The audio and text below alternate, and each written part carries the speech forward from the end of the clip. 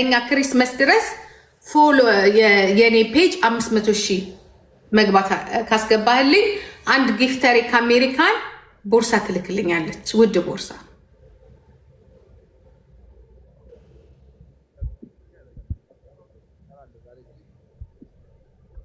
ስልክ ገብቶበታል። እኔ እንደውም እኮ ደውዬ ማለት እችላለሁ።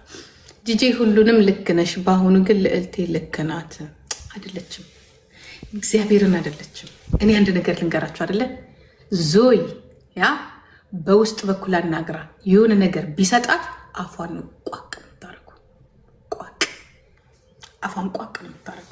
እመኑኝ፣ አታውቋትም። በቃ የዓላማ ሰው አይደለችም፣ የእውነት ሰው አይደለችም። ልዕልቴ ማለት እስካሁን ድረስ ያታችሁ እንዲህ ብዬ ነበር፣ እንዲህ ይቅርታ፣ እንዲህ ስላሉኝ ነው እንዲህ ይቅርታ የምትል ሰው ናት። ዓላማ ያለው ሰው ለዓላማው ቀጥ ብሎ ይቆማል። እመኑኝ። አሁን እልህ የያዛት ምንድነው? እሷ እልህ የያዛት ነገር ምንድነው? መጀመሪያ ምን ብላለች? አሁን ሴፕቴምበር ላይ ምናምን ለሜላት ጽፋ ምን ብላታለች? ሜላትን አሁን እያነበብኩኝ ነበር።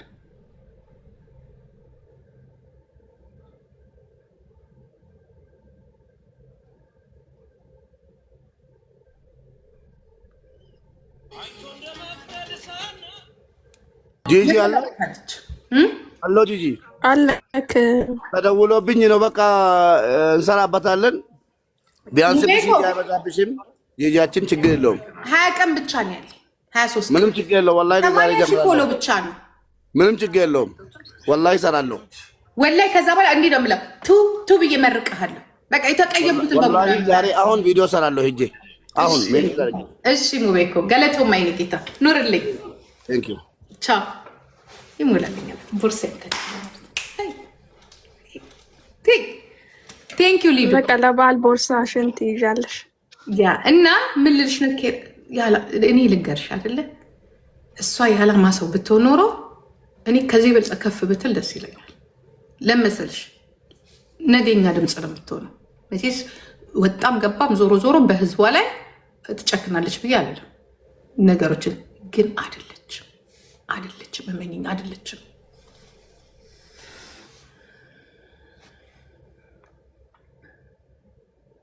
ምንድን ነው ጂጂ? እኔ በእሷ መንገድ አልሄድም። ውሸታም ናት። እንደዚህ እኔ በዚህ መልኩ አይደለም ሰውን የምወቅሰው። ገባችሁ? ይሄ የሞተ ሰው የለም፣ የተጎዳ ሰው የለም። ገባችሁ? የተገዳደለ ሰው የለም። ይሄ ላይፍ ነው። በቃ ለእኔ ይሄ ላይፍ ነው። ሰዎች በሆነ ሰዓት ላይ አብረው ይኖራሉ፣ ይለያያሉ። የሚለዩበት መንገድ ነው ሁኔታው ስረዳው። አሁንም ምን ለመውቀስ ዞይ አጥፍቶ ከሆነ እንደኔ በዚህ ምድር ላይ የሚጠላው የለም። እውነት ለመናገር በጣም ነው የምጠላው፣ በጣም ልጠላው የምችለው። እንዴ ጂጂ አላጠፋም ያልሽ ነው? እኔ ከሴትዮዋ የሰማሁት ነገር የለም። ኬር አልሰማሁም። ለምን መሰልሽ እኮ ያ በስ እኮ እንስማማለን። ፋሲካ ወጣት አውራ እኮ እንስማማለን። እኔና አንቺ በቃ እኔ በእኔ ላይ የዋሸች ሴትዮ፣ በልጄ ላይ የዋሸች ሴትዮ፣ የመጣችበት በኦሮሞ ላይ የዋሸች ሴትዮ፣ ዛሬ ኦነግ ተነጎዲያ ብልጽግና፣ ከዛ በኋላ እንደ ውሻ የሚያናክሳትን ሴትዮ እኔ ራሴን የዋሸችኝ በልጄ ላይ የዋሸች እኔንም እሺ ትጥላኝ ያ በማትዋሸ የለም። በጣም አስቀያሚ የሆነች እኮ ሴት ናት። እያለቀሰች ሰው ማሳመን ትፈልጋለች። በልጆቼ ነክታኝ። አሁን ሜላት በምንድን በልጆቿ ምትነካት? እንዲ በመድኃኒዓለም አብረው ፉት እያሉ ይህን ሲያወሩ የነበሩት ማለት ነው። በነገራችን ላይ እኔ ሜላትን በደንብ ስለማውቃት ነው። እንደዚህ እንትንም አይደለችም። ይሄ ወጥታ እንደዚህ የምትናገር እንዲያውም አሁን ተናጋሪ እየሆነች ነው። በደንብ ተናጋሪ እየሆነች ነው። ምክንያቱም እየገፋፏት ነው ወደዛ ነገር። ገብቶሻል?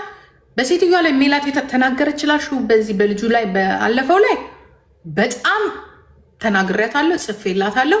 እንዲያውም ደዊና አናግርሻለሁ ብያታለሁ። አልደወለችም። ምክንያቱም ስለምታውቀኝ እንጂ ልሰድባትም እችላለሁ። አሁንም ይቅርታ ያለችበትን መንገድ እኔ አልቀበልም። ቀጥ ብላ ወጥታ አንቺን ነው የተናገርኩሽን ፋሲካ ይቅርታ ማለት ነው ያለባት እንጂ እንዲህ ኤክሴል ልናገር ነበር። አር ዩ ሲሪየስ? እኛ እኮ የሆነ የገጠር ልጆች እኮ አይደለንም።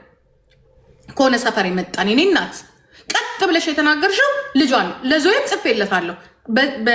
በቲክቶክ ሻርጌ ነው ይላኩለት። ልክ አይደለችም ብዬ ይቅርታ እኔ ይቅርታ መጠየቅ አለባት ሚስትን ስትናገር ብዬ ጽፌለታለሁ።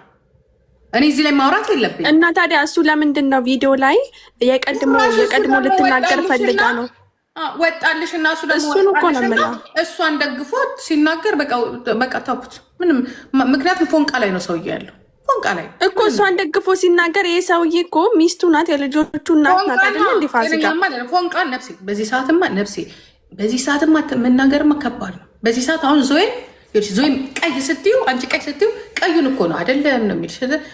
የሜላት ከለር ሜላት ምንድን ነው ብሎ ነው የሚያምነው። የፈለገ ነገር ብትናገር ተሽከርክሯል ሰውዬው። በቃ ሜላት ናት አንድ ፊት ለፊቱ ሜላት ናት ያለችው።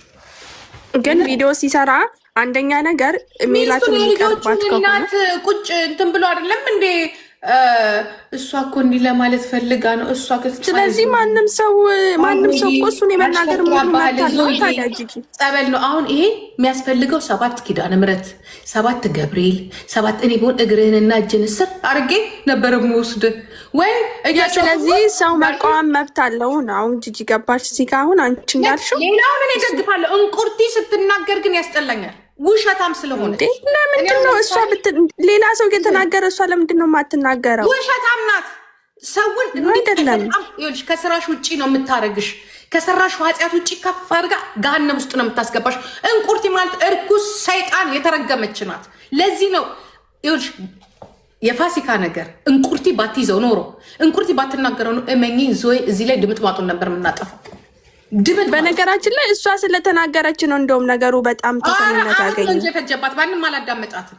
አሁን ሜላት ነው ነገር የወጣው ኖ ሜላት ይዛ ልጇን ምንም እሷ ስለተናገረች እሷ የፈለገ ማንም አላመናት። ሜላት በገዛ እጇ የሞተውን ልጅ ስትናገር ሴቱ ተነሳ። ሴቱ የተነሳው ሜላት የፋሲካን ልጅ ሟቹን ባትናገር ኖሮ ማንም የሚያገባ አይልም። እኔ በየሩሙ አዳምጣለሁ። ሁሉም ያሉት ምንድን ነው? ስለ እነሱ ገደል ይግቡ አያገባንም። ግን እኛ እንደ እናት ኃላፊነት አለባት ምናምን ብላ ሴትን ስትነጋ ሴቱ በሙሉ ተነሳባታ አይባልም። ሜላትዬ አይባልም፣ ነውር ነው። እንደ እህት መክርሻለሁ። ቀጥ ብለሽ ወጥተሽ እህቴ ፋሲካ ይሄካብሽ አይደለም። ኦኬ ይቅርታ አድርጊልኝ። አዎ ነገሮች ሰይጣን አሳስቶኝ ቤና እንደለመድን እኛ እናጠፋለን፣ በሰይጣን እናማሃኛለን። በቃ ሰይጣን አሳስቶኝ እህቴ ተናግሬሻለሁ፣ በማትፈልጊው በስብልት ጎንሽ ተናግሬሻለሁ፣ ይቅርታ አድርጊልኝ። እሷ ይቅርታ ብታደርግልሽም አምላክ አይተው የሚያይን እኮ ፈጣሪ አለ። ገባሽ? ገና ለገና እበላለው እጠጣለው ላይፌ በዚህ ይቀየራል ስትይ ይሄን ላይፍ ሳይቀየር አንቺም ወደማይመለሱበት ልትሄጂ ትችያለሽ። ያልጋ ቆረኛ ልትሆኚ ትችያለሽ። የኔ እናት ዛሬ ብር ሲመጣ ይዞት የሚመጣውን መከራ ጠንቀቅ ብለሽ ወቂ እህቴ።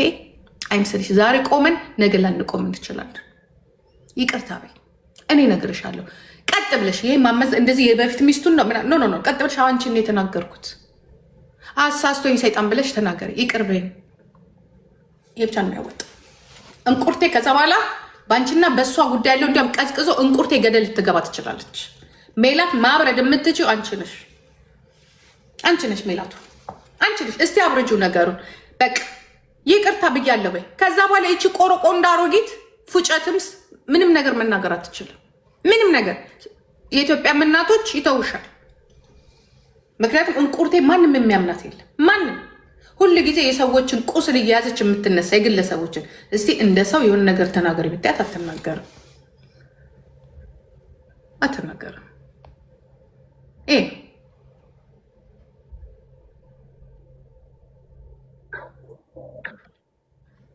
አንቺማ ጓደኛሽ ስለሆነች ከባድ ነው ላንቺ።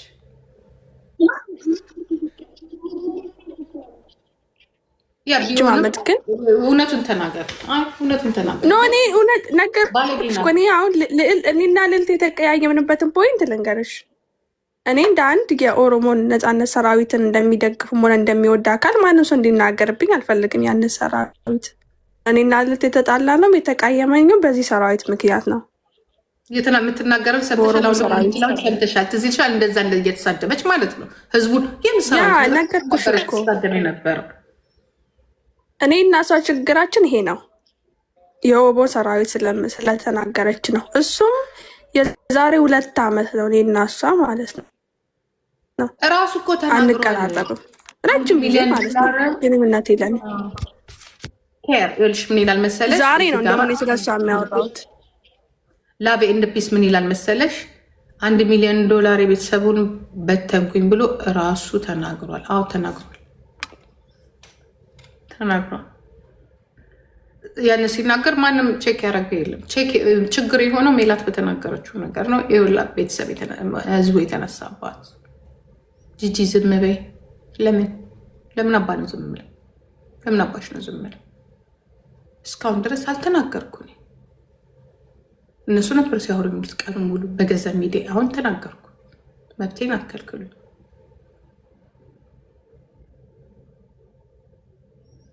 አላስገባሽም። ለምን ማስገባሽ? ያንቺን ሮሮ እናንተን ልሰማ ነው እዚህ ጋር ማስገባሽ። አንበሳ አውርጅ። እሷ እኮ መስዋዕት ከፍላ እኮ ነው ለእኔ ህይወት። አንቺ ምን ከፍለሽ ነው? አስገቢኝ